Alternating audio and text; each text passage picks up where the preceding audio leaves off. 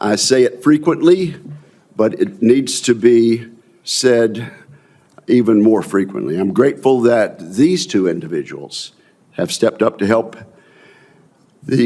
us in these challenging times. Mr. Scott Papano has been nominated to be Principal Deputy Administrator of the National Nuclear Security Administration. In this position, Mr. Papano will help lead an organization tasked with rebuilding and modernizing our long-neglected nuclear weapons stockpile. He must be up to the task because our nuclear dangers are more complex than ever.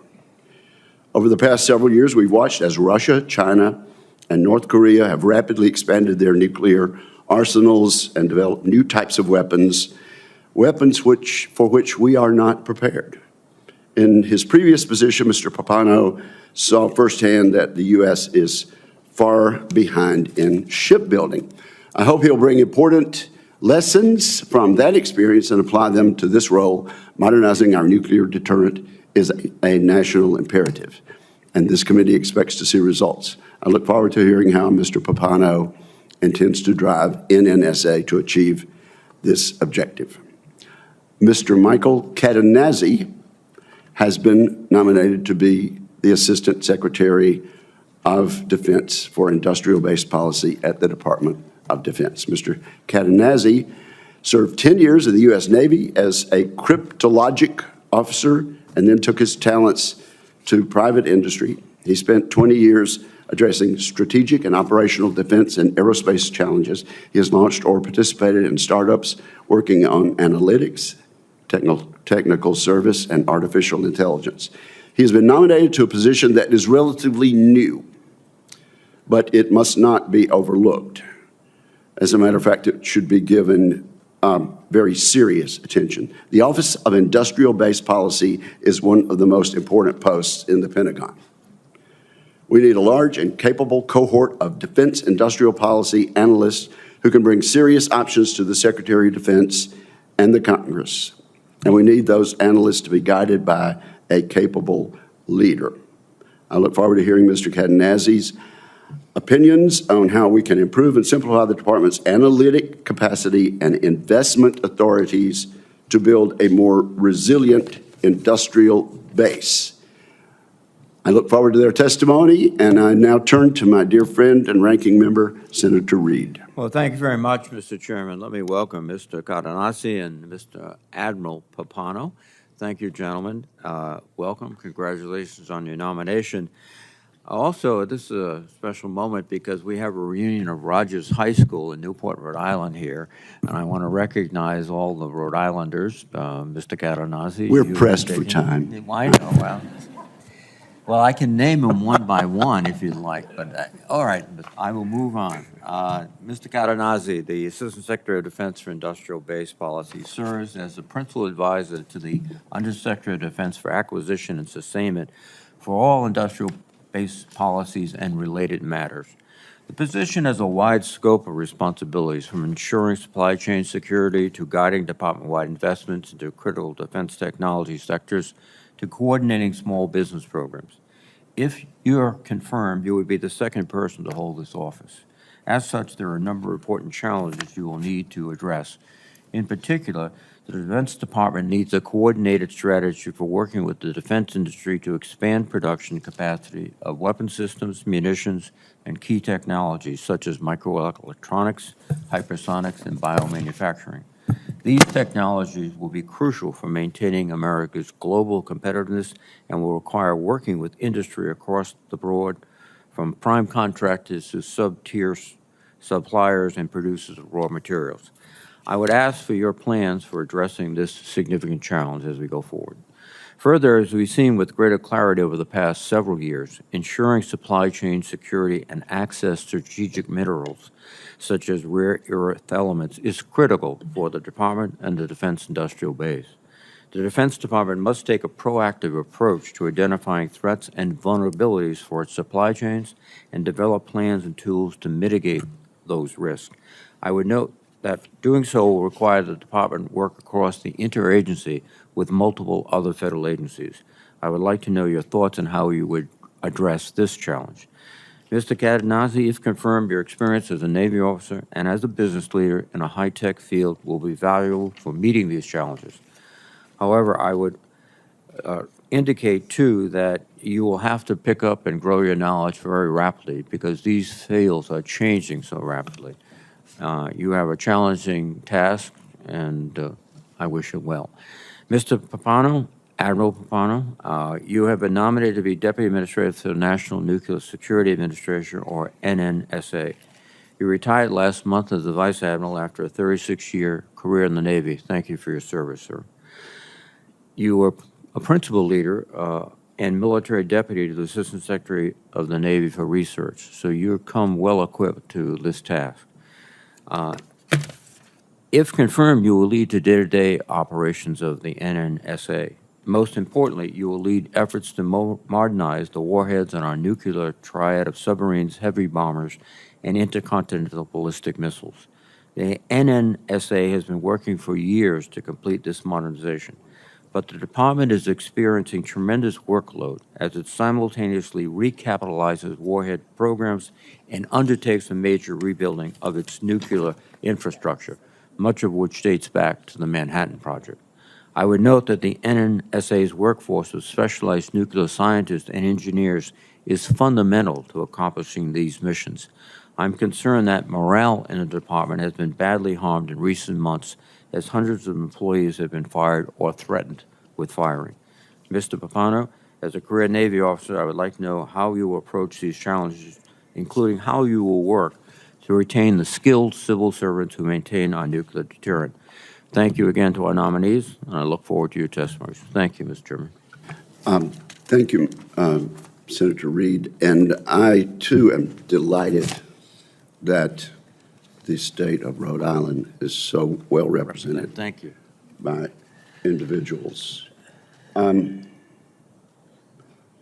this point, we will recognize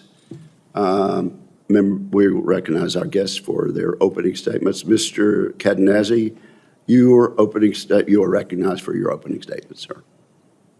Thank you, Senator. Chairman Wicker, Ranking Member Reed, members of the Senate Armed Services Committee, thank you for the opportunity to appear before you today. I would like to thank President Trump, the administration, Secretary Hegseth, and his team for their support of my nomination to serve as the next Assistant Secretary of Defense for Industrial Base Policy. I must also thank and acknowledge my family. My father, retired Navy Commander Michael Sr., my mother Joanne, and my sister Marissa. My three daughters, Mari, Hannah, and Iona, their energy and laughter give my life color, and their successes fill me with immeasurable pride. And I want to thank my wife, Sarah. I would not be anywhere, much less here, without her. My entire adult life has been spent in the defense sector and in support of the effort to address the critical needs of our industrial base. From my oath to the nation as a two-lane NROTC midshipman in August 1991, through 10 years of active duty service as a naval cryptologic officer, I had the privilege to serve with dedicated military professionals of every rank and branch. And over the past 2 decades, I have been fortunate enough to work with the defense industrial base from the primes down into the supply chain while tackling myriad business issues. At this critical time, I see the scale of challenges facing our military while competing with a near peer pacing us in many ways. In my view of the U.S. defense industrial base, we face constraints in crucial and exquisite capabilities delivered in uncomfortably limited quantities over long timelines, experiencing delivery delays and increasing costs. There are simply not enough weapons or platforms, and our readiness is inadequate. These are national-level challenges that undermine our lethality and security. Senators, I want this role because I want America to win. I want to contribute to America's future victories. And I want to take part in overcoming these challenges and forging a more resilient, innovative, and responsive version of the industrial machine that has underpinned our national security since World War II. This role is critical to Secretary Hegseth's commitment to rebuild the military by revitalizing the defense industrial base. If confirmed, I will execute the role with 3 guiding principles: prioritization, productivity, and production. First, prioritization. We must focus on the urgent needs of warfighters today while positioning for the challenges of tomorrow. There are immediate problems in lethality, lower tier supply chain, and readiness. and there is the need for long-term transformation flowing from increased private capital and invigorated domestic manufacturing and secure access to vital materials and minerals. There is an abundance of analysis on our industrial problems, and thankfully an equally abundant set of proposed solutions, all of which outstrip our cash and capabilities to respond. Hard choices await us as a department and as a nation. Second, productivity. This office must be a catalyst to increase industrial productivity at every level. If confirmed, I will collaborate across government and industry to target critical investment into the most pressing supply chain gaps and bottlenecks. And I believe we must accelerate adoption of today's digital tools to secure the leap-ahead benefits of AI and quantum for the future. Our goal must be to maximize the productive impact of every defense dollar. Third, production. The DoD must accelerate and scale industrial-based production now in advance of major conflict, and we must position industry to surge in fulfillment of future demands. Progress against these objectives will make a measurable difference in our national security. In closing, I want to acknowledge the outpouring of support in my pursuit of this effort. It has been truly humbling. What has been equally gratifying is the unabashed commitment of individuals across government and industry to work together to make the industrial base better. We have done this work before, and now we must do it again. Senators, I respectfully request your support for my confirmation and for the vital tasks that lie ahead, to reawaken the innovative spirit of the American industrial base and to ensure that our nation remains a force for peace and stability through strength. Thank you. Thank you very much, Mr. Cadenazzi. Vice Admiral Pappano. Chairman Wicker, Ranking Member Reed, and members of the committee, thank you for your consideration of my nomination to be the Principal Deputy Administrator of the National Nuclear Security Administration, NNSA, at the U.S. Department of Energy. Since first taking the oath of office in July 1985, I have been devoted my entire adult life to serving our nation as commissioned officer in the Navy. And I thank President Trump and Energy Secretary Wright for affording me the opportunity to shift course and continue my public service in a greater and more impactful capacity. I also need to thank my wife of 34 years, Kate, for joining me here today and for her service to the nation as the Commander-in-Chief of the Papano household. Nothing I have achieved would have been possible without her love and support, and her commitment to raising our children throughout my frequent absences is a testament to her strength and resilience. We are both proud of the adults our children have grown up to be.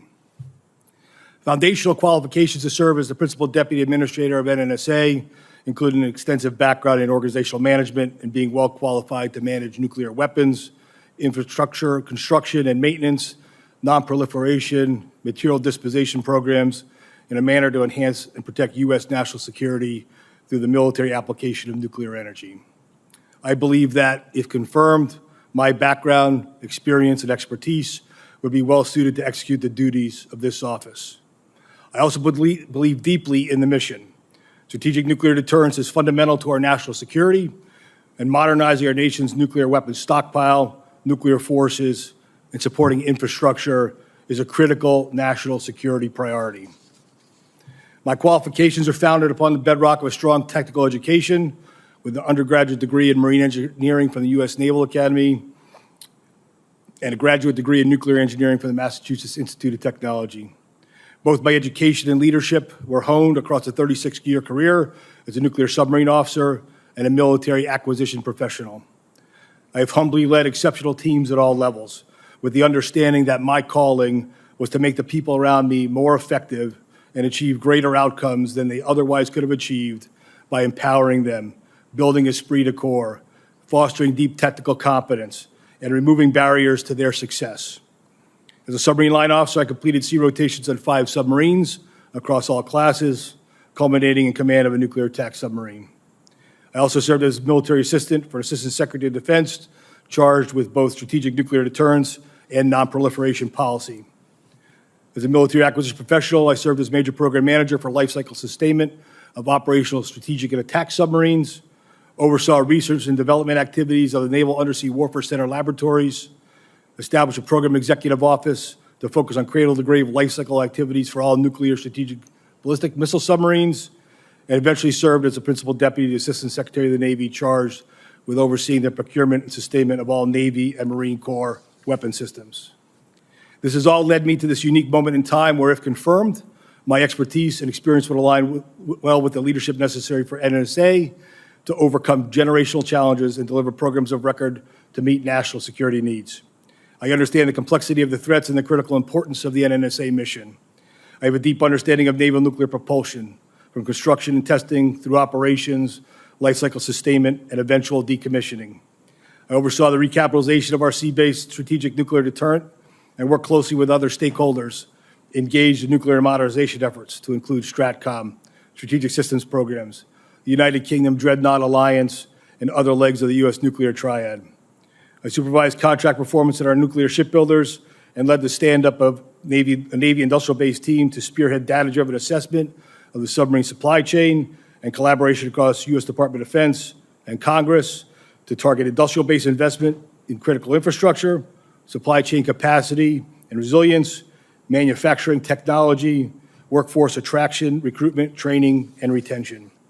I believe that if confirmed, the lessons I have learned on my Navy journey would translate well to the NNSA journey that must ultimately modernize the nuclear stockpile and supporting infrastructure without disrupting production activities to ensure that the nation maintains a safe, secure, reliable, and credible strategic nuclear deterrent. I understand this is a no-fail mission.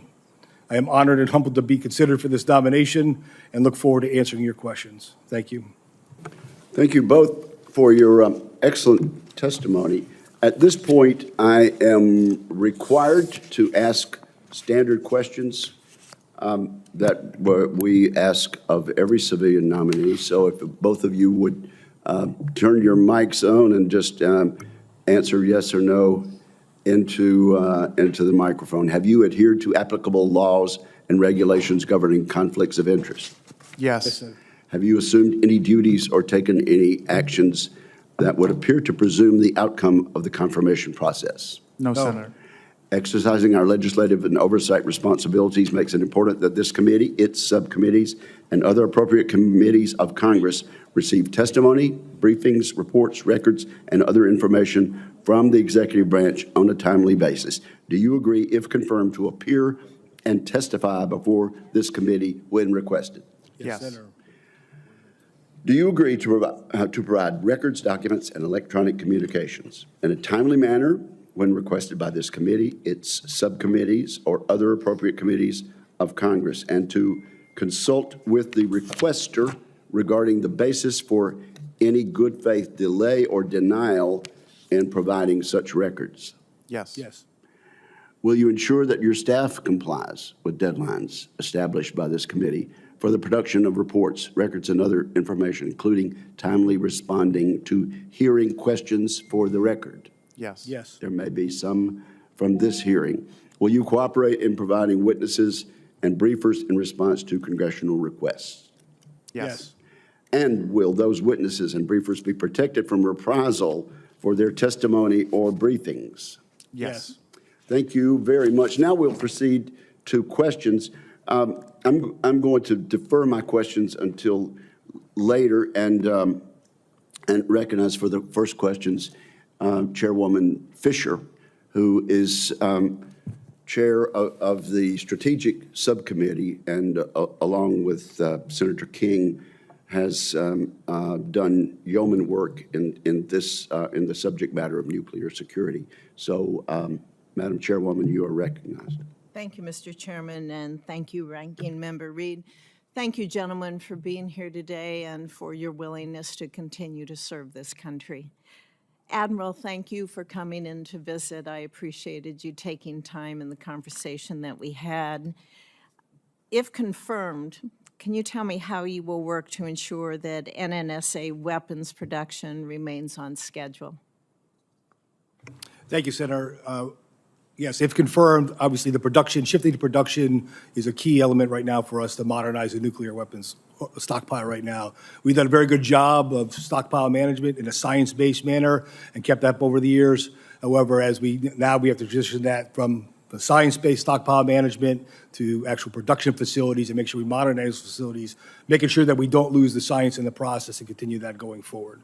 I'll do that by looking across how we are modernizing our facilities right now and try to bring as much advanced manufacturing capability as we can as we look at the Manhattan era project buildings that we're dealing with a lot of these facilities with.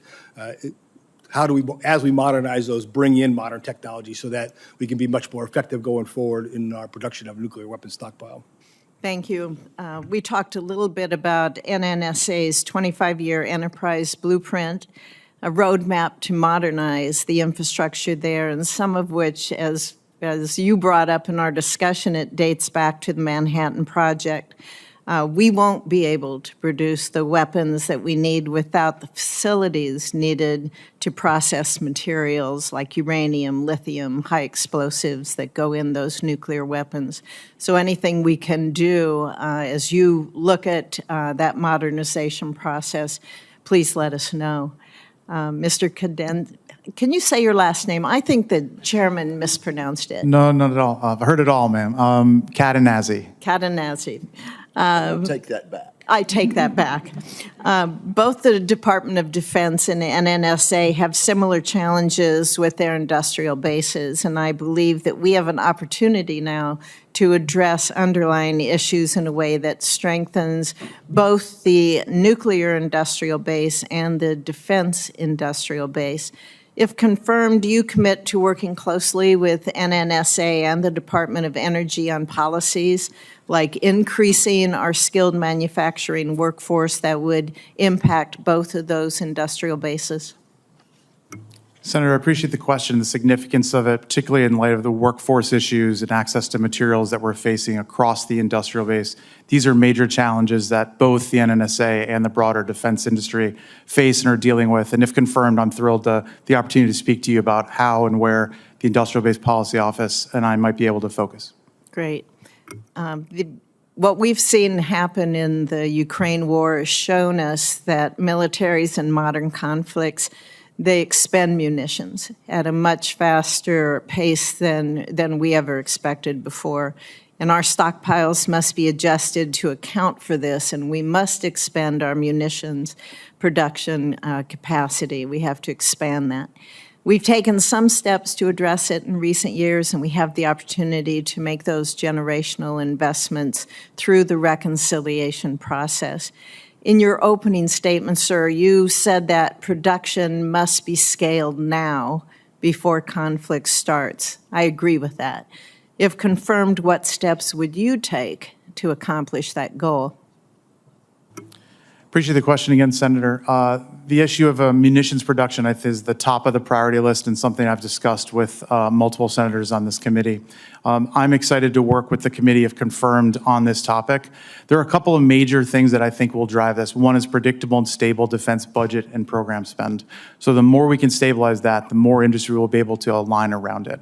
A better understanding in industry of what the expectations for surge capacity are will make it clear what the potential opportunities are for them and the level of capital required to increase facilities and workforce. That's a major opportunity for the department to articulate what would be a big, hairy, audacious goal in business school terms, and to go ahead and say, we need a lot more capability from you, and we need to agree then on the investment required to meet that point. And we need to scale the workforce as well. There are many initiatives underway to improve workforce capabilities across the country. We need to grow those and take advantage of small businesses as well. If confirmed, these are all exciting opportunities for us to help address what is an obvious and well-reported gap on this issue. Are you familiar with the department's National Defense Industrial Strategy? I am, Senator, yes. Do you have any concerns with that strategy or think that there are gaps there that still need to be addressed? Senator, I think the strategy is solid, given the expectations of the previous administration and the goals they were looking to achieve. I've reviewed the external open source material for that and the associated implementation plan. If confirmed, I'm eager to work with the Industrial Base Policy Office, the administration, and the committees to understand what changes we believe are necessary. I'm happy to work with you on that and to make sure that we tune that to meet the current needs of the moment, particularly in light of the changing requirements of the new administration. Okay. Thank you. Thank you, Mr. Chairman. Madam Chairwoman, it may not be adequately staffed at the department, and that's something we'll want to talk about. The way I understood how to pronounce the witness's name was he said it rhymes with snazzy. now recognize my distinguished ranking member, Mr. Reed, from Rhode Island. Well, thank you. I'm just amazed that you can't pronounce a simple name, Cadenazzi and Pappano. Hey, this is amazing. Okay. Mr. Kadanazi. Kadanazi. Okay. I have an Italian. I grew up in Cranston and Knightsville with all the Italians from Itri. The recent tariffs enacted by the Trump administration will have a definite impact on the defense industrial base. And if they're matched by reciprocal tariffs, that will exacerbate the impact on the supply chain, the cost of material. So how will you assess the impacts of the tariffs on DOD and the defense industrial base, and how do you intend to work with the industrial base to deal with this issue? Senator, I appreciate the question and the significance of it. The tariffs are a complicated, non-linear set of decisions being made on a global scale. And I do think you're right that there are impacts to the industrial base. However, I am not currently aware of any particular analysis regarding the particular impacts on the aerospace and defense industrial base. I understand that the purpose of the tariffs are a whole-of-government approach to reshape certain elements of the economy, manufacturing, access to materials, some of which we agree are good. Increased domestic manufacturing, increased domestic production are good things. And where we can achieve those ends, we should be pleased to work on that subject. And if confirmed, I'm excited to work with the committee, with you, and with the industrial base to understand what the impacts on the industrial base will be, any negative impacts, and to prepare actions necessary to mitigate the effect of those negative impacts over time. Another aspect of this whole tariff situation is that part of, I think, the way to accelerate the growth of our industrial base is to partner closely with our allies. But we're involved with a heated discussion with Canada and other natural allies about tariffs, and I think that will inhibit our ability to cooperate and to integrate with them and to expand quickly our industrial base. What view do you have on that? Senator, our allies and partners at the industrial base level are critical. There's an incredible, robust exchanges between companies and between countries that enable us to work and operate and actually enable substantial weapon sales overseas. Last year's 2024's total defense exports exceeded $300 billion. Those relationships remain strong. I'm convinced that there's still robust interest across companies to work with their partners wherever possible. And I see substantial opportunities for us to increase that collaboration, particularly in the sharing of the sale of parts, assemblies, subcomponents, those kind of things, where we can go ahead and close gaps and mitigate issues that we have in the domestic U.S. defense industrial base by working more closely in a more targeted way with our allies and partners. So if confirmed, I'm excited to work on that. If you see a severe impact of tariffs on our production in the United States, our industrial base, will you let this committee know very rapidly? Senator, of course. Thank you. Admiral Papano, again, thank you for your extraordinary service in the submarines. They are our key tier in the deterrence and the nuclear triad. Thank you. You're going into NNSA right now, and you've hit the highest demand since the 1980s in terms of nuclear weapons and nuclear systems, and at the same time, you're trying to rebuild a aged infrastructure. I'm being polite. But recent actions by DOGE in coming in and dismissing people, and then many times 5 days later hiring them back, which is even more disturbing. The 2,000 federal workforce that NNSA had is now down to about 1,650, and they're at perhaps a breaking point in terms of not only the demands on them to do the job, but also this sense of, will I be going next week or will I still be here? How are you going to respond to this morale problem and this personnel problem? Thank you, Senator. I'm not fully apprised of all the hirings and firings or goings on personnel-wise inside NNSA right now, only what's available open source. However, if confirmed, that will be a top priority of mine, understanding what that workforce needs, making sure it is properly resourced in people and funding as required to accomplish this no-fail mission of recapitalizing our strategic nuclear infrastructure and, getting back to weapons production. Thank you very much, sir. And again, thank you for your service, both of you. Thank you, Senator Reed. Senator Budd.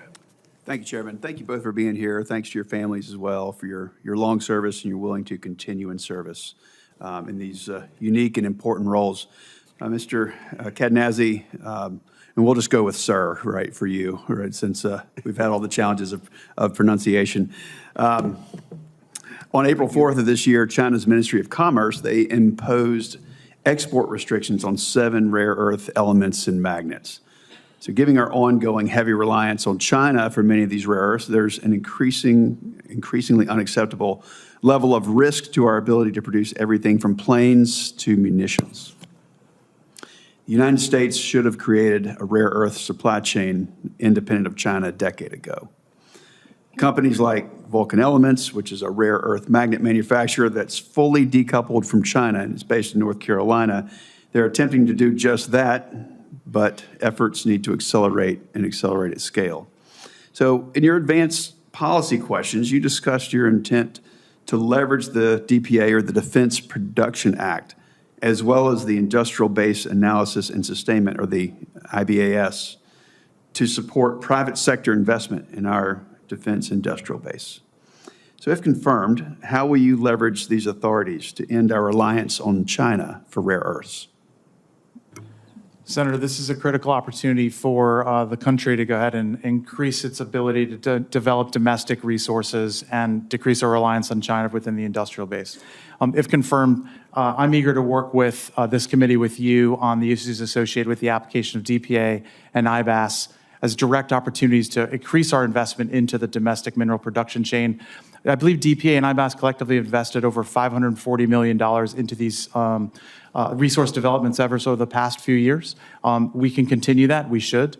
There are other additional capabilities we should explore, partnership with allies to go ahead and secure additional resources and increase production capabilities, recycling. There's numerous strategies which are available to us to go ahead and take advantage of this time in this window where there's some sense of urgency about it. Before we lose that sense of urgency, I believe we need to make real initiatives and real effort to go ahead and close the gap. So if confirmed, Senator, it's an exciting opportunity and time for us to help on that.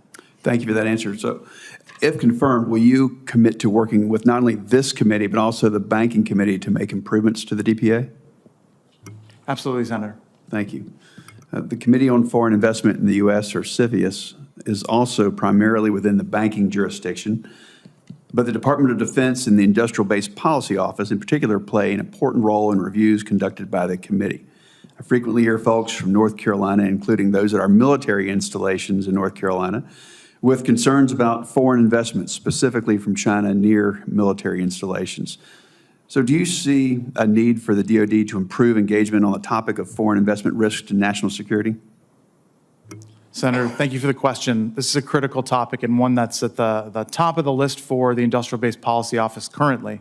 The CFIUS office, the associated authorities around identification of adversarial capital and adversarial companies, Chinese companies, working in the defense industrial base is a top priority for the office. All those issues around purchasing of land and those sort of things around military installations.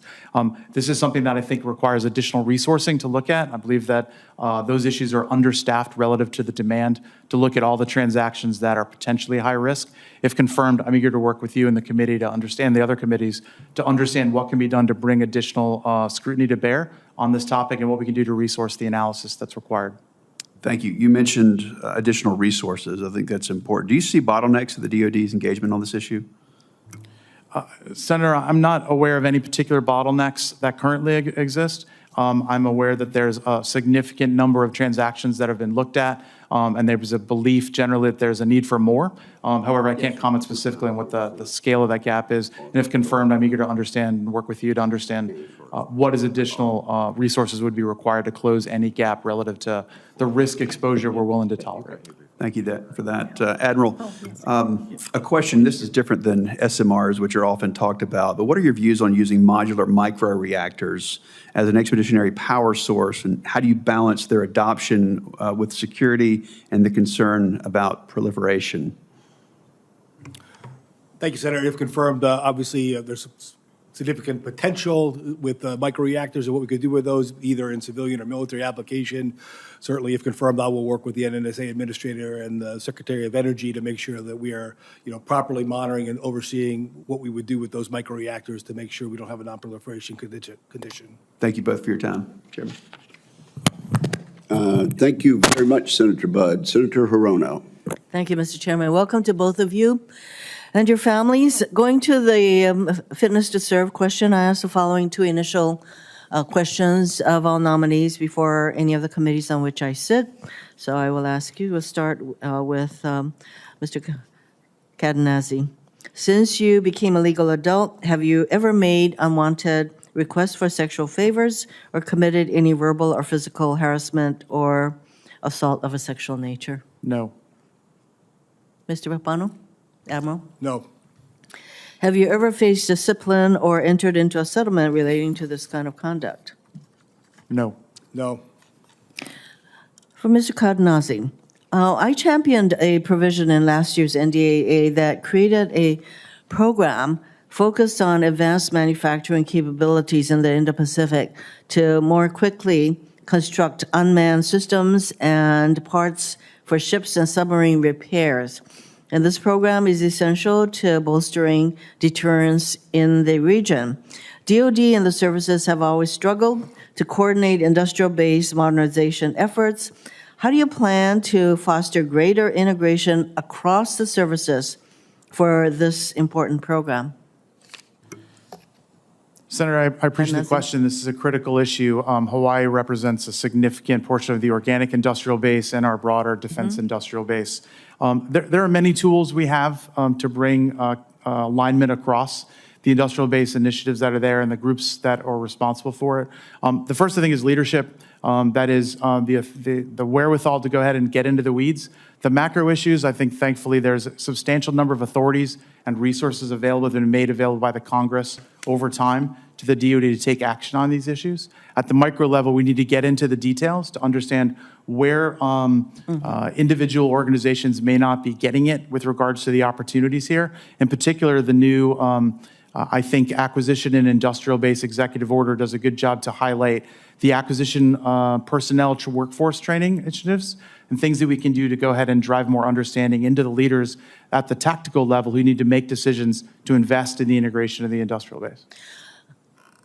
I hope that you will focus on this aspect of what we need to do, because I know you are aware that Indo-Pacific is the largest AOR, and we need to provide flexibilities when the ships are out to sea, and they need to have flexibility in repair and doing all the things that will keep them going. So I hope that you'll visit Hawaii and see for yourself the capabilities that we need to strengthen. Again, for you, I have met with small businesses in the past as they struggle to comply with the requirements to meet the cybersecurity maturity model certification requirements. And it's pretty complicated. And they have a hard time complying, as I said.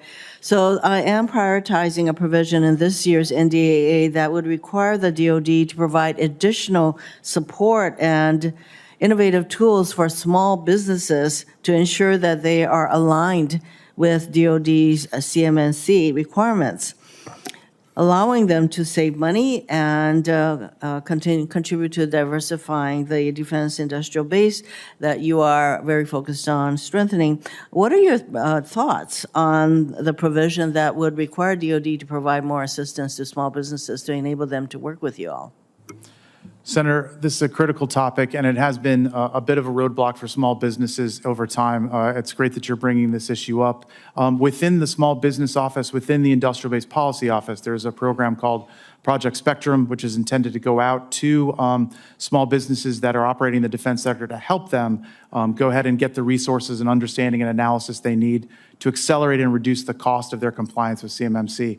If confirmed, I'm eager to work with you on this provision, your proposals going forward. I think anything we can do to streamline the requirements while also ensuring a more robust and resilient security and base for our cyber infrastructure is a critical opportunity for the department, and we should look at that. Should you be confirmed, as I believe you will be, that I would like to work with you on how we can better strengthen this part of our supply chain, because without our small businesses, many of whom are dropping out of working with the DoD for a number of reasons, including complying with the security requirements. So this is something that I would want to be very specific in following up with you. One more question for you. The COVID-19 pandemic and geopolitical competition with China has exposed the deep fragilities in the U.S. defense supply chain, as we mentioned. So, for example, we remain heavily reliant on foreign sources for critical earth elements. So what steps do you plan to take to address this significant issue? Senator, I appreciate the question. The issue of access to raw materials, rare earths in particular, is one that is particularly challenging.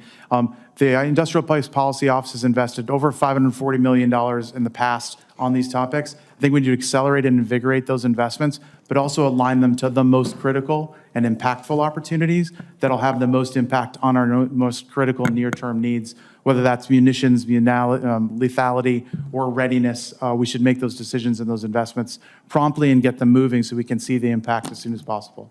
If confirmed, I look forward to work with you on that issue. Thank you. Thank you, Mr. Chairman. Thank you, Senator Hirono. Senator Sheehy. Thank you, Mr. Chairman. I'll start with you, Admiral. You talked about the Manhattan Project in your comments, and I think that was an era when the government was oftentimes the hotbed of innovation, and I think we can all agree that's not the case anymore. So as we're looking at, I was reading about China having a salt-based fission reactor online just recently, which of course is a huge leap in technology. How are you going to incentivize private industry innovation to make sure that we either regain or stay in the lead for nuclear innovation around the world? Yeah, thank you for that question, Senator. Obviously, our national labs, our strategic labs, they are really leading edge on some of this innovation and technology, and really a national treasure for all of us. So I want to make sure we continue that science-based approach that we have at our national labs, but also making sure that we take the opportunity to coordinate with other business and other academic institutions to go leverage what other innovations are going on across the country.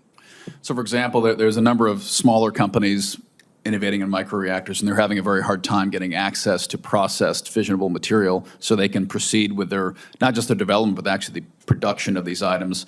How can you streamline the access of this material? Of course, it has to be controlled, and we have to vet these companies, but many of them are vetted and are capable of receiving this material, yet they'll wait years on a very simple approval. How can you expedite that? I'm not fully apprised, Senator, on all of the details within NNSA on the processes for that, but I commit that I will work with the NNSA administrator and the Secretary of Energy, and as necessary, the Department of Defense, to make sure I look at those processes and find ways to streamline those as appropriate. Our triad is from a bygone era. Our B-52s are coming up on 70 years old as far as the airframes. Our silos in Montana for the Minuteman, those are half a century old technology, if not older. And, luckily our undersea leg of the triad is pretty healthy, but we can't build those subs fast enough, as you know. So how are you going to contribute to a revitalization of that triad to make sure we are competing with and leading China and other near peers? Yeah, thank you for the question, Senator. Obviously, I'm completely aligned with you on the need to recapitalize all legs of our nuclear triad right now. If confirmed, NNSA's key role in that is making sure we maintain the nuclear stockpile stewardship as we move into production of new weapons. Also look for, obviously, innovative technologies or innovative ways to design weapons or weapons materials through advanced technologies to get after weapons production more quickly going forward here.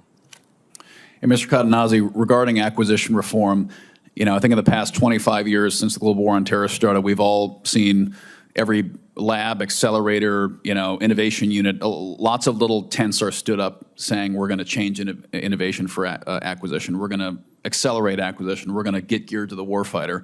And all we hear is a lot of offices stood up, a lot of money spent, but very little progress is made. It's time for real progress, as we've seen across the world in Israel, in the war in Ukraine, Defense acquisition has to turn a page and be fundamentally restructured so we can buy things faster. We can welcome more suppliers to our industrial base, welcome them, not scare them away with unneeded regulation and burdensome compliance requirements like Senator Hirono just mentioned. So what are the top 3 things you're going to do as fast as you can do besides ask for more money to actually change the defense acquisition paradigm to broaden our industrial base and strengthen it? Senator, I appreciate the question. It was a pleasure to talk to you last week. Thank you for the time. So when it comes to the acquisition reform process, I think former Secretary Kendall said it best, that there's no such thing as acquisition reform, there's just acquisition improvement. And I think that holds true, that there's a lot to be done. My particular focus in this area is centered on a couple of particular things. One is to more fully leverage the available authorities like middle tier of acquisition, other transaction authority, through education of the acquisition workforce. I think the new executive order captures that. We need to move that into law and make sure that that becomes something that's driven in a more actionable way by the department. 2 is predictable, stable budgets will allow us to go ahead and mitigate some of the risks associated with how the industrial base and the programs respond. They make plans, budgets change, and then necessarily their activities in the industrial base alignment around them have to change as well. And then 3rd is anything we can do to sort of decrease the level of regulation, the level of difficulty in getting access to work. So you mentioned new vendors, new companies. We want that. We now have a time when there's a lot of new interest in the Defense Department and serving it. We should take advantage of that as every way we can. If confirmed, I'm excited to work with you and the committee on that issue. Well, our acquisition structure usually fights the last war, and in my era, it was the MRAP, the Mine-Resistant Armor Protect Vehicles. Bob Gates pushed those through. We got it done. It saved a lot of lives, including a lot of folks I know. Hear, hear. But it came too late. And instead of innovating after our 17, 18, 19-year-old kids are dying on the battlefield, let's innovate beforehand, because they're the ones that are going to pay the price for our failures. So for both of you, I ask you focus heavily on the reforms we need, because we need to be ready next time. Thanks. Thank you, Senator Sheehy. Senator King, before I recognize you, let me just follow up, Mr. Cadenazzi.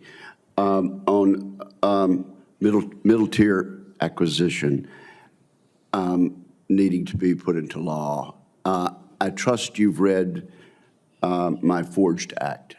Yes, Senator. And that the enactment of that would be one of the very ways we could statutorily authorize these sorts of things. Absolutely, Senator. I think it's a critical improvement on the process, along with rescissions and the various changes to other laws that are mentioned in it.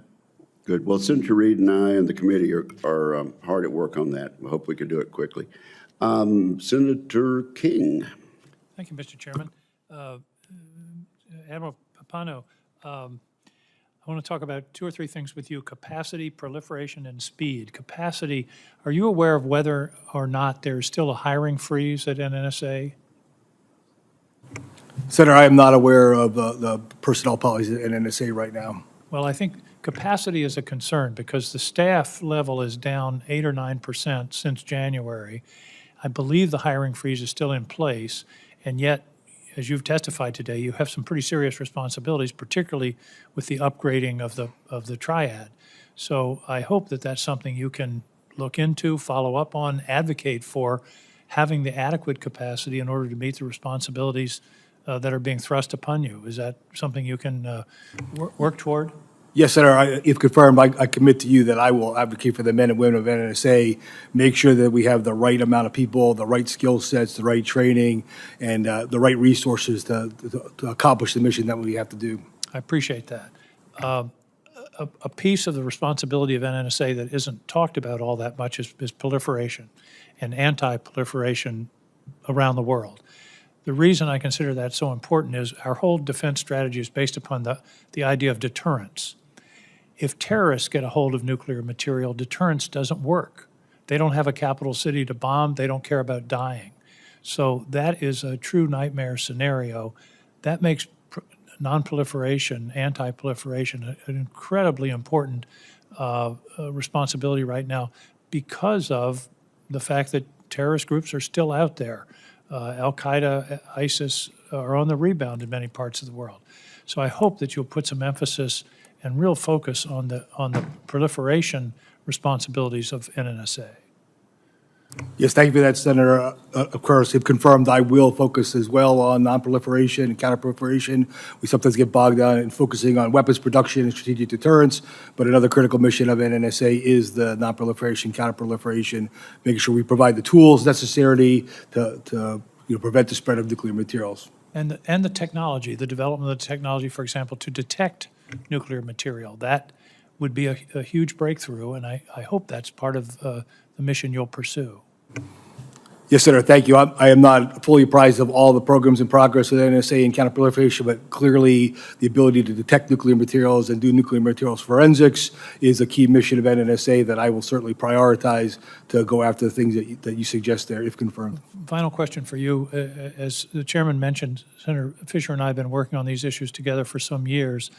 I'm concerned about the speed of NNSA's development of the next generation warhead capacity pits, for example, because we're moving forward pretty fast on the B-1 bomber, on the Columbia class submarine. We're beginning work on Sentinel, but we want to have, all that's for naught if we don't have the modern warheads available. So speed, I think, is an issue that you're going to have to look at. I have not been overly impressed, I guess I would say, with the execution of, for example, as I mentioned, pit production.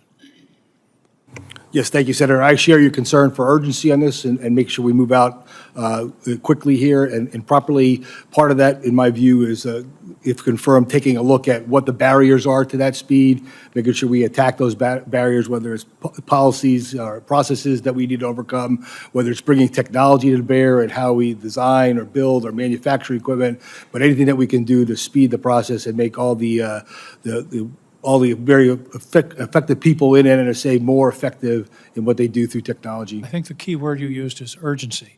Mr. Cadenazzi, I don't have as much time. I do have a suggestion on the issue of smaller businesses, which several senators have talked about. Call your own 800 number, in effect. What I mean by that is have a red team pretend to be a small business applying to the Pentagon and see what the barriers are, see what the requirements are, how many pages are the requirements. I have found that very effective over the years to actually experience what a contractor, a potential contractor, would experience. Senator, appreciate the point there. As I've formerly founded and ran and sold multiple small businesses, I know the pain of difficulty of working with the Department of Defense. I concur with you entirely. That's a great reminder on the practical experience of that, so thank you for the suggestion. And there's been a lot of discussion about workforce in this committee, and workforce is one of the key bottlenecks, and we can't ignore the fact that we could put billions of dollars into some area of defense procurement, and there just aren't the people to build a weapon system. So I think strong attention to workforce and to building the workforce and to providing the amenities necessary to attract the workforce into our defense industrial base is going to be a big part of this job. It's not just a question of money. It's a question of being sure the people are there to do the welding. Senator, I wish we could have some Top Gun Maverick style movie that was going to talk about just how incredible the opportunity is to work at the shipyards in Virginia and elsewhere across the industrial base. Maine, there are two in Oh, in Maine, sorry, and Mississippi as well, sorry. This is Virginia. I got you there, Senator. But I think we're going to have to do the hard work of actually developing apprenticeship programs, looking at the application of scholarships, Pell Grants for welding, the kind of things that we've had these discussions in the past. Now's the time to move ahead on making sure that people understand the significance of these jobs, the economic opportunities to grow and live families, the importance of this. We need to make people feel valued in these jobs as well. And if confirmed, I'm eager to work with this committee, with you, and with the other rest of the Congress on programs that'll actually accelerate and increase the movement of workforce into the defense industrial base. Thank you very much. I'll just leave you with one phrase: consistent demand signal. Thank you, Mr. Chairman. Agree totally. Well, that's a good phrase, but also, Senator King, you said to Vice Admiral Papano, and it applies to both witnesses, the word urgency needs to have meaning right now. So thank you very much for that line of questioning. Senator Shaheen. Good morning. Welcome to both of you. Thank you for being here and for your willingness to continue to serve the country. Couldn't agree more with you, Mr. Cadenazzi, on your response to Senator King's question about workforce. And I think the Maine and New Hampshire delegations are both very proud of our Portsmouth Naval Shipyard and the mission of the workforce there and the good work that they do. So I think you explained very well what the benefits are of working on the civilian side in the defense industry. And of course, you got your education in the state of Mississippi, Senator. I did, and so I know how important Mississippi is to shipbuilding too, Senator Wicker. You said in your remarks that you weren't aware of the impact of the tariffs on the aerospace industry. And I just wanted to give you an example. Last week, I visited a company called New Hampshire Ball Bearings that does work makes bearings for the aerospace industry solely, does a lot of its business with the defense industry. And what they told me is that as the result of the steel tariffs, the uncertainty around that, and the president's intent to raise the tariffs on steel, that their lead time for steel has gone from 20 weeks to 2.5 years. So think about that, what the impact of that is going to be on our defense industrial base and our ability to supply the military with what they need, which has already been under stress, as we've seen, as the result of the war in Ukraine. So I just want to follow up on Senator Reid's question about how you expect to keep track of the impact of these kinds of tariffs on the defense industrial base, and how do you think about addressing the shortage of steel, which is not just a shortage in terms of capacity, but they said as the result of the tariffs, their one domestic suppliers has increased prices significantly because they're able to do that because of the tariffs, and they can't get supply from our allies, which they had been doing, which helped with both the cost and the availability. So how do you think about addressing that problem? Because that's significant. Senator, I appreciate the question and your concerns on this issue. As I mentioned before, the tariffs issue is significant and obviously is going to have impact in differential ways. First, I'm not aware of any analysis that the Industrial-Based Policy Office has produced in this. I presume that they have, but I have not been provided with that. So I'd be loath to go ahead and provide an assessment of what the department believes the impact is in the industrial base right now. It is likely wide and varied. There's probably pockets where they're benefiting from it and other pockets where you're highlighting one of the challenges. Well, not to interrupt, but Yes, I think the concern is there an analysis that's been done? And where does that start, and what are we seeing as the result of these tariffs over time? It's not at all clear to me that that analysis has been done. Certainly, I'm not aware that this committee has seen any of that work. So I think that's number one. We need to see that. And secondly, we need to track what happens and to feel like we are responding to the shortcomings that we're seeing as the result of policies so that we're not further handicapping our defense industry. Senator, if confirmed, I commit to come back and make sure to provide whatever analysis has been done, and if there's particular requests for the type of analysis on the mix of companies you're talking about or a particular technology area, I'm happy to work with you on those issues as well. That's critically important. Regarding the steel issue specifically, again, I'm not aware of any particular analysis on the impact of tariffs on steel or their steel in the context of the industrial base. The industrial base consumes a lot of domestic steel, so there's some unique characteristics of that relative to other industries. Again, if confirmed, I'm eager to discuss this issue with you and what can be done to mitigate the issues on the industrial base. Good, thank you. I appreciate that. That's a pretty good answer, isn't it, Senator Shaheen? The proof is in the pudding. Right. Admiral Papano, since the invasion of Ukraine, this committee has supported the National Nuclear Security Administration's cooperation with Ukraine by monitoring Russian-occupied power plants in Ukraine and training the Ukrainians to detect radiation releases. This cooperation has been really important, particularly as we look at Russian attacks on the largest power plant in Europe, the Zaporizhzhia power plant. And Can you speak to the importance of NNSA's cooperation with Ukraine, especially during ongoing negotiations? Thank you, Senator. I am not fully apprised of all the details of that cooperation right now, but if confirmed, I would make sure that NSA provided the tools and capabilities to go do those verifications so that we could monitor, verify whatever we need to do as far as the administration desires. Thank you. Thank you, Mr. Chairman. Thank you, Senator Shaheen. Senator Warren.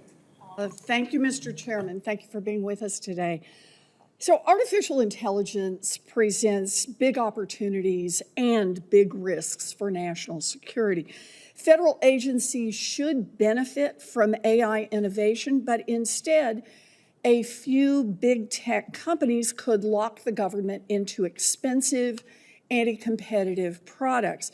I'm working with Senator Schmidt on this, and last month, the Office of Management and Budget published guidance to ensure that the government can, quote, benefit from a competitive American AI marketplace. The guidance does not apply to DoD, but is all the more important at DoD, given the billions of dollars that DoD is set to give out in AI and cloud contracts. So today, I want to just run through some of the lessons from OMB's guidance. Number one, interoperability. A big tech contractor could build its cloud tool so that it works only with its own AI, which would trap DoD into paying sky-high prices, potentially for subpar products.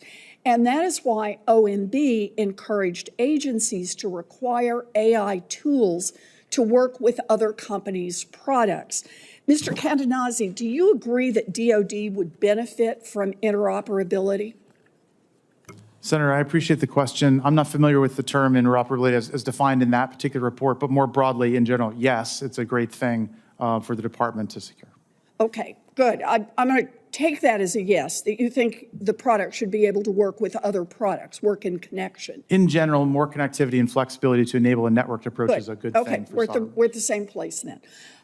Let's do another one, data use. The biggest AI contractors can also stomp out competition by training their models on troves of government data so that smaller companies don't stand a chance. This is a disaster for competition and a disaster for data security. Data on the location of our service members or on DoD's contracts should not be anywhere near a commercial AI model, for example. The White House is clear here. It says contractors should not use government data to train publicly or commercially available AI algorithms without an agency's permission. So, Mr. Kadanazi, do you agree it is important for both competition and data security to limit contractors from training their government tools on, for training their commercial tools on government data? Senator, I appreciate the question. And in general, yes, I'd say we want to make sure we're following the law with regards to the application of these No, that's not my tools. question. This is not a question of law yet. This is just a question of what we should be doing in our acquisitions at DoD. So, Senator, I'm not familiar with the White House's particular guidance on this issue, but as you laid it out, it seems to make sense, and I would be supportive of discussing that with you if confirmed. Okay, look, government contracts for AI and for cloud tools should, one, prevent lock-in, and two, protect government data. That's all we're talking about here. Senator Schmidt and I have a bipartisan bill to make sure that DoD contracts do exactly that. Next week, we will reintroduce the Protecting Cloud and AI Competition in Defense Act to make sure that billions of dollars in DoD contracts go toward fueling innovation in AI and cloud technology, and not just helping the biggest companies get even bigger. So let me ask you, Mr. Cadenazzi, will you commit to working with me and with Senator Schmidt to stop anti-competitive practices by big tech that could threaten our national security? Senator, artificial intelligence represents the most promising of capabilities for transformational productivity and impact to the department. I would be thrilled if confirmed to work with you and Senator Schmidt on this issue. That looks good. I look forward to working with Senator Schmidt and with you and all of the members of this committee. I think we could make some real progress here. Thank you, Mr. Chairman. Thanks. And the senator yields back her time. Now, Senator, Senator Kane, I haven't asked my questions yet. Do you think I should? I'm not in a rush, No, Mr. Chair. go ahead and ask your question, sir. Well, thank you, and congratulations to the nominees. You're both very qualified. I look forward to supporting you. I want to begin actually just by putting some breaking news on the record. This morning, the Secretary of Defense, Pete Hegseth, tweeted as follows: "This morning, I proudly ended the Women, Peace, and Security program inside the Department of Defense. WPS is yet another woke, divisive, social justice Biden initiative that overburdens our commanders and troops, distracting from our core task, warfighting. WPS is a United Nations program pushed by feminists and left-wing activists. Politicians fawn over it, troops hate it. DOD will hereby execute the minimum of WPS required by statute and fight to end the program for our next budget. Good riddance, WPS," close quote. I wanted to read this because that tweet contains some glaring inaccuracies that are far beneath the standard we should expect from a Department of Defense. First, WPS is yet another woke, divisive, social justice Biden initiative. WPS was passed by a unanimous vote in the Senate in October of 2017, when the Senate was majority Republican and Donald Trump was president, and he signed it. Does our Secretary of Defense not know the difference between a bill that was passed by the Biden administration and one that was passed and signed in the Trump administration? Secondly, politicians fawn over it, troops hate it.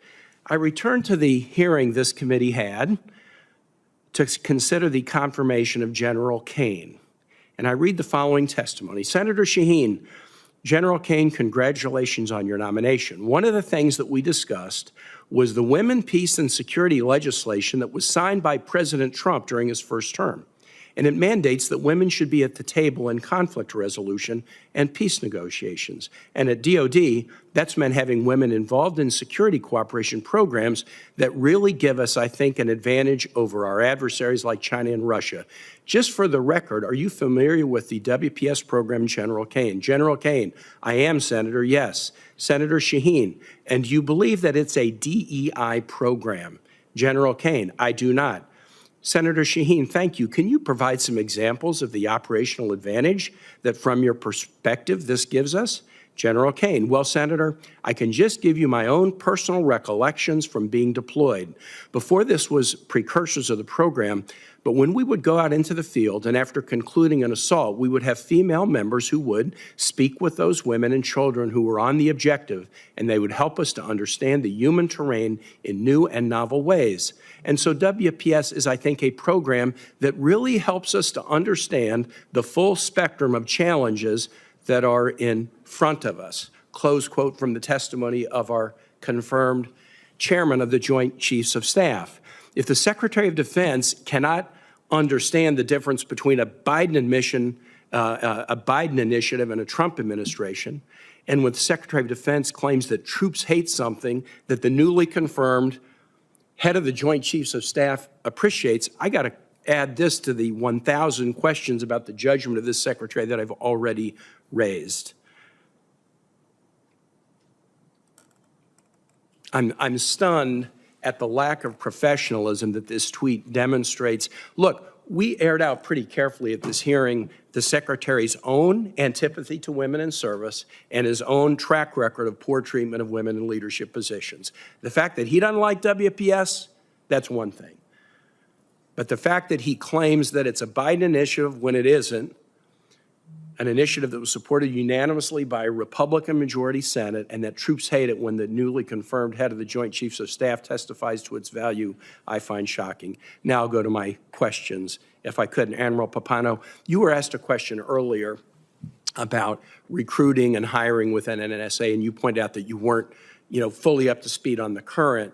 But I want to go back. The GAO did a report in May 2024 that I imagine you probably are aware of, and it discussed challenges that the NNSA faced in recruiting and retaining staff because of intense competition with other industries and other agencies. This is a skill set that's in pretty high demand. So should you be confirmed, how would you approach that challenge, making sure that we, keep the good talent we have and continue to attract new talent in an important place where there's a lot of competition in the private sector and the public sector too? Thank you for the question, Senator.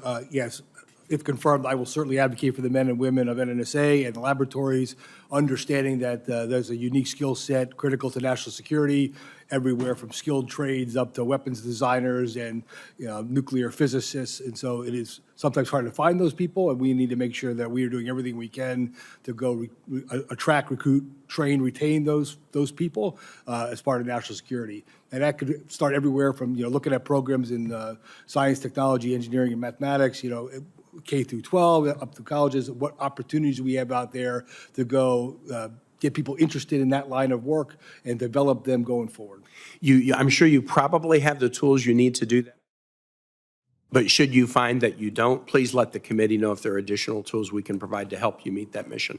Thank you, Senator. If confirmed, I look forward to working with the committee if I need additional tools. I yield back, having taken the 38 seconds that Senator Warren undershot.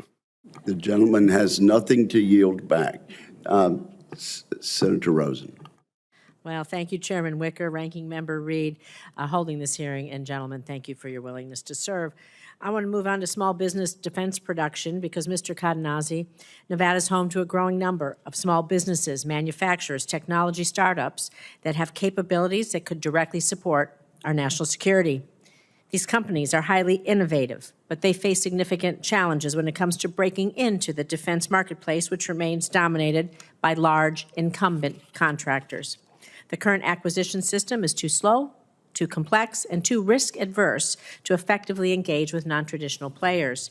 So, Mr. Cadenazzi, if confirmed, how do you plan to address the systemic barriers in order to create a more open and competitive environment for small businesses and emerging technology firms, including those like in my state of Nevada that have not traditionally played a large role in defense? And more specifically, what are your priorities for streamlining the acquisition pathways for these companies, and how can the Department of Defense better leverage innovation across all 50 states as part of a broader industrial base strategy?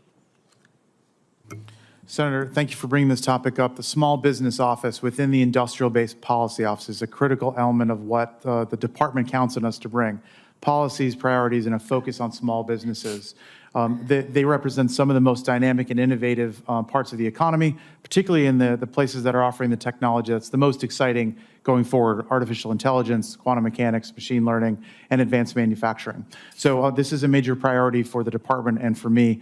Going forward, I want to understand more about what the Industrial-Based Policy Office's programs are doing, what effect they're having, things like small business innovative research, where we work with the R&E component of the department, project the Apex accelerators, which exist across the country, to go ahead and provide access to small businesses to understand the department. If confirmed, I'm eager to learn more about those capabilities, what the resourcing is, and what we can do to accelerate the impact over time. I'm glad to set up a meeting with you and talk about a lot of things happening in Nevada, so thank you. But I'm going to move on to nuclear testing, building a lot on the National Security, Nuclear Security Administration, and of course, I asked a similar, Admiral Pappano, I asked a similar line of questioning to Congressman Williams at his confirmation hearing. And given your potential role as his deputy, I'm going to ask you the same questions.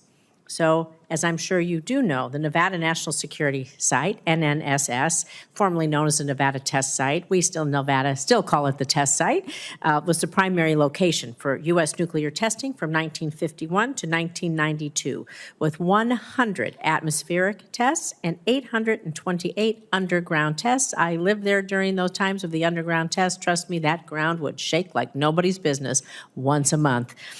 This era, unfortunately, left lasting radioactive contamination across millions of acres. It exposed countless people to dangerous radiation. It's an outcome that we must not repeat. Since the 1992 testing moratorium was signed by President George H.W. Bush, the NNSA has used subcritical experiments to ensure the safety, reliability, and effectiveness of our nuclear stockpile without the need for explosive testing. So for decades, this approach has received annual validation from the heads of national labs, U.S. Strategic Command, the Secretaries of Defense and Energy, including throughout the first Trump administration. Despite this consensus, some have advocated for a return to explosive nuclear testing. Can you imagine? Experts warn such a move could encourage countries like Russia and China to follow suit, risking a new, dangerous, and unnecessary nuclear arms race. So Admiral Papano, I'm just going to ask you to answer yes or no, same as I did the congressman.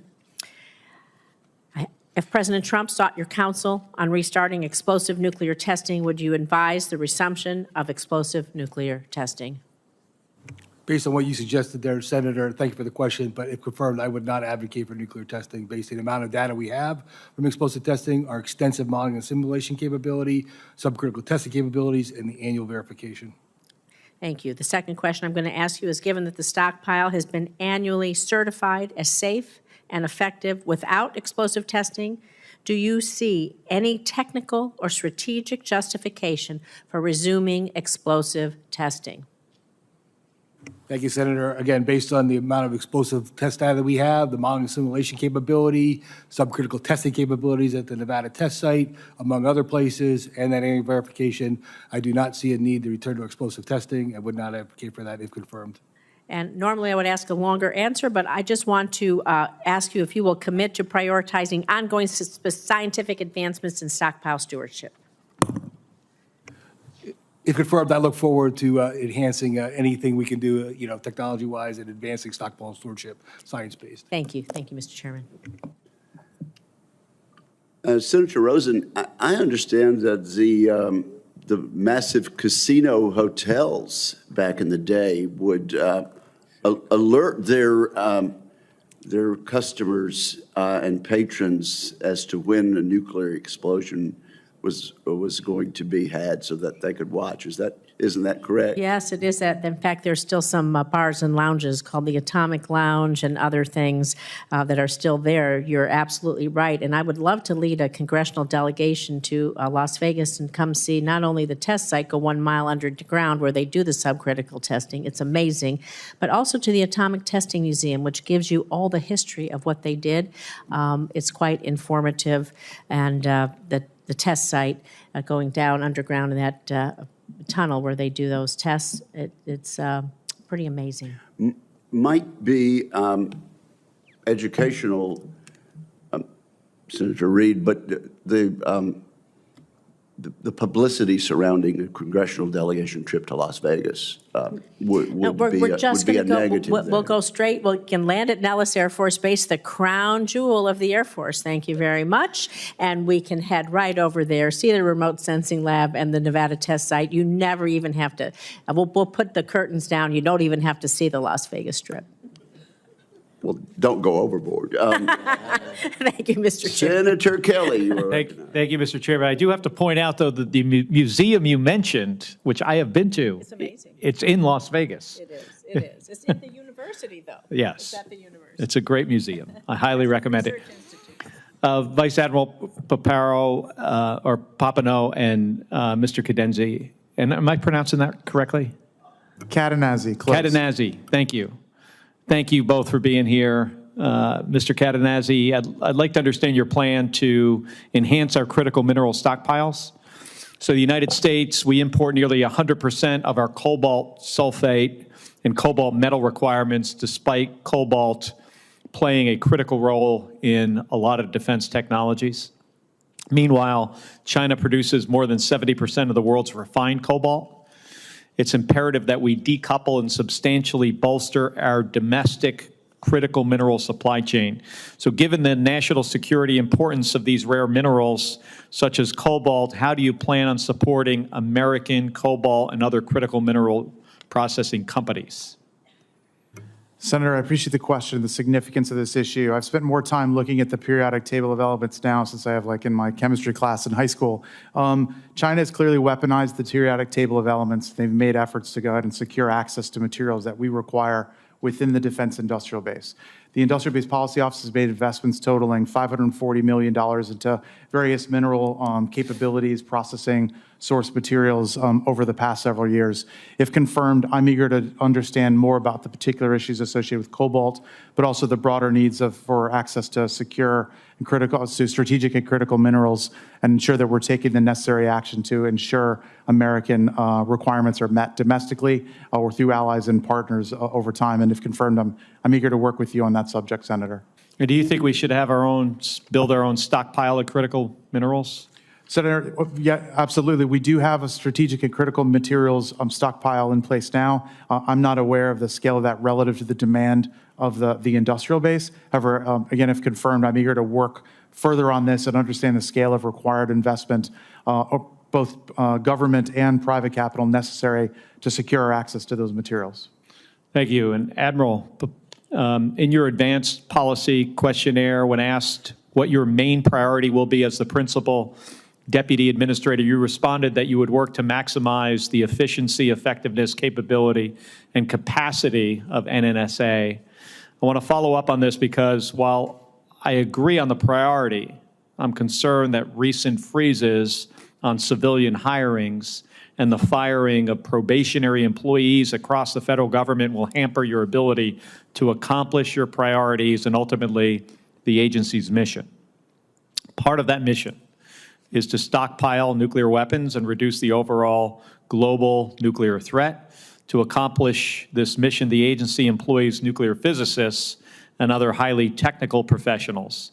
These professionals cannot be mass-produced and are incredibly difficult to coax into federal service. So how do you assess the recent firings and termination letters for NNSA employees and how that will affect your ability to accomplish the agency's mission? Yeah, thank you for the question, Senator. I agree that that is a critical workforce, right now I am not fully apprised about what is the details of what is happening at NNSA. I only can read about what I see in the news, but if confirmed, it will be a priority of mine to make sure that I assess the workforce needs, the resourcing of the number of people and whatever facilities, training, capability they have. Whatever we need to do to attract, recruit, train, and retain that critical workforce will be a priority of mine. Do you see that one of your first responsibilities, if confirmed, is to make sure you have the workforce you need? Thank you, Senator. Yes, certainly having the critical workforce, if confirmed, is something I will assess and make sure I advocate for the men and women of NNSA and the national laboratories to make sure they are resourced properly to accomplish this no-fail mission. And Admiral, DOD is at an unfortunate intersection here where all legs of our nuclear triad are needing modernization at the same time. And this modernization requirement has a direct impact on the NNSA. Additionally, civil service integration is critical for the agency's mission. The NNSA's partnership with the scientific and academic community is paramount for maintaining our comparative advantage. How are you planning on managing the modernization projects with infrastructure recapitalization efforts that span civil and federal infrastructure? And you have 3 seconds.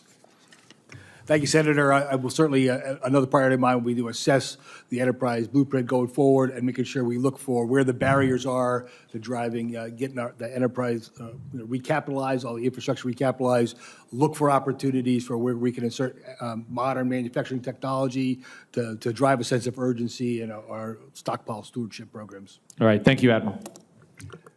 Thank you, Senator Kelly. Let me ask a question, basically a yes or no question to each of you. Congress is in the process of attempting to pass a reconciliation bill, much of which will deal with the Defense Department. Because of the rules that we are required to operate under, the Defense Reconciliation Bill must be unspecific as to how the money is spent and will technically be at the discretion of the Department of Defense. And we are required in the rules to write recommendations for how the money is spent. Do you commit to follow unequivocally the Congress's spending recommendations in the Defense Reconciliation Bill? Mr. Cadenazzi. Yes, Senator. Vice Admiral Papano. Yes, sir. I look forward to working with this committee on prioritizing. Very good. Now, let's talk. I think we've talked about Mr. Cadenazzi. We've talked about middle tier acquisition.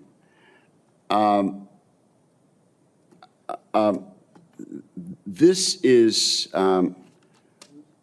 something that my legislation, the Forged Act, would very much address. And I believe you told me that you had read the act and liked much of it. If you want to expand on that answer. More praise for the act? Absolutely, Senator. Yes, right, yes. Keep that on. Keep going. Yes, sir. Please go on. Okay, I do believe, I think once you're confirmed, you're going to have some middle tier authorization already.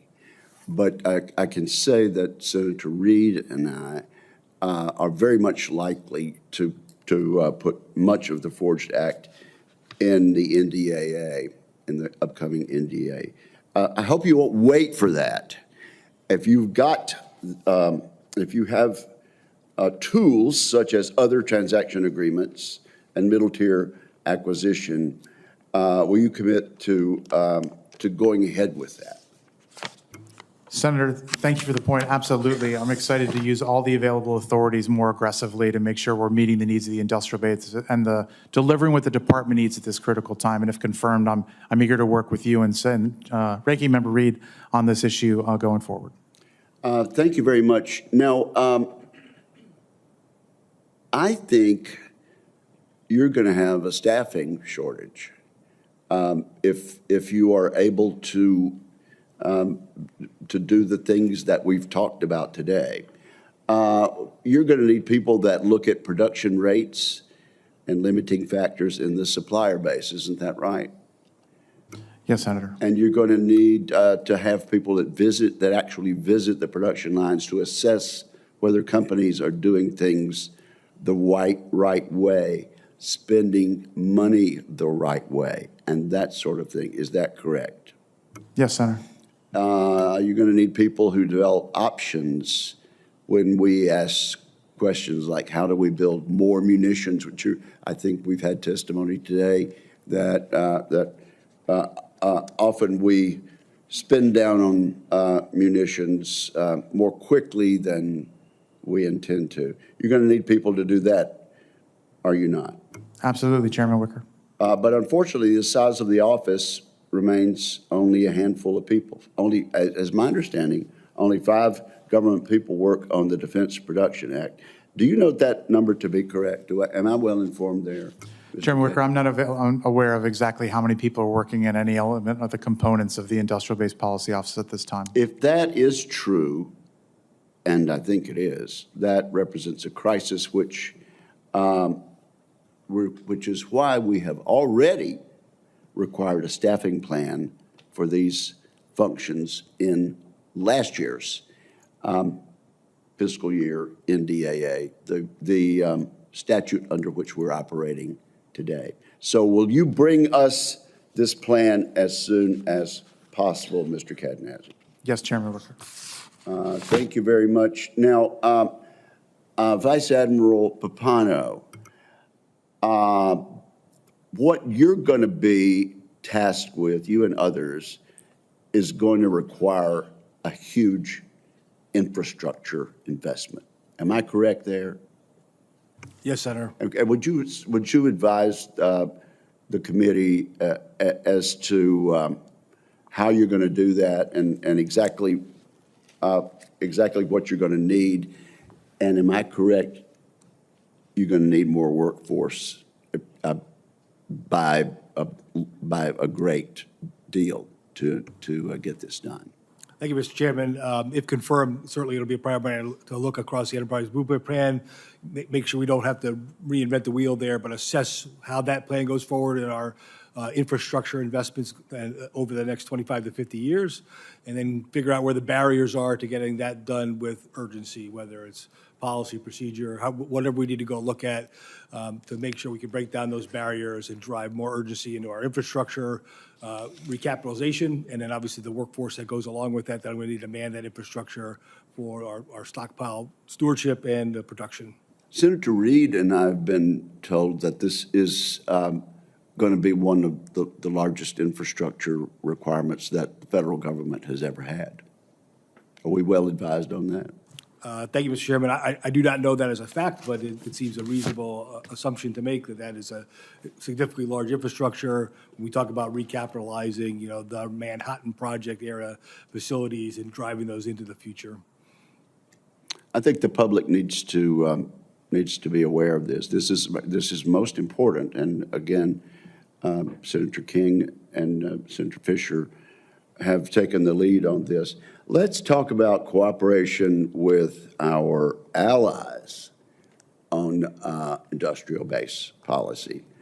There's been talk in recent years about this. AUKUS Pillar 2, production diplomacy in Europe, the Partnership for the Indo-Pacific Industrial Resilience. But most people think there's been very little success in that regard. Do you have an opinion as to whether we're way behind in that area, Admiral? Thank you, Mr. Chairman. Certainly, you know, I'm aligned with President Trump's, you know, peace through strength, which a part of that, I think, is, you know, our willingness to work with willing partners and allies to increase our overall strength. I think that in my experience, we've done pretty well with that so far. Some of the strategic nuclear deterrence cooperation we've had with the United Kingdom, there's a lot of history there in that, and then obviously starting to move forward with the AUKUS Accords and the work that's going on with the Pillar 1 and Pillar 2 of AUKUS. Okay, well, there may have been some infighting within the department about this particular task. And so last year, we made it clear in the NDAA that the acquisition undersecretary owns these issues like the ones I have mentioned.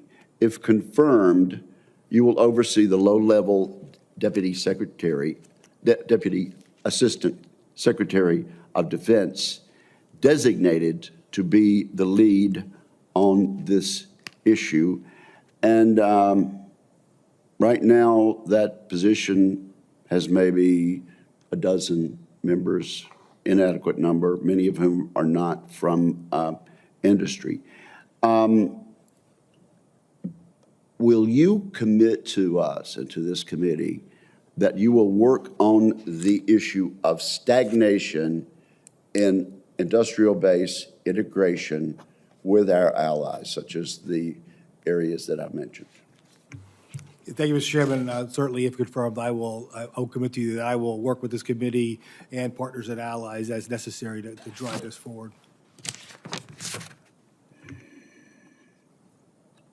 Mr. Reed, I believe we've covered a lot of things. I think the questions have been very good, and it appears to me that we've got the right folks in place for these positions.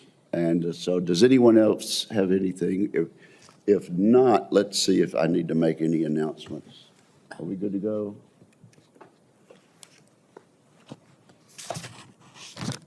Oh, okay. Questions for the record will be due to the committee within 2 business days of the conclusion of the hearing, which is right now.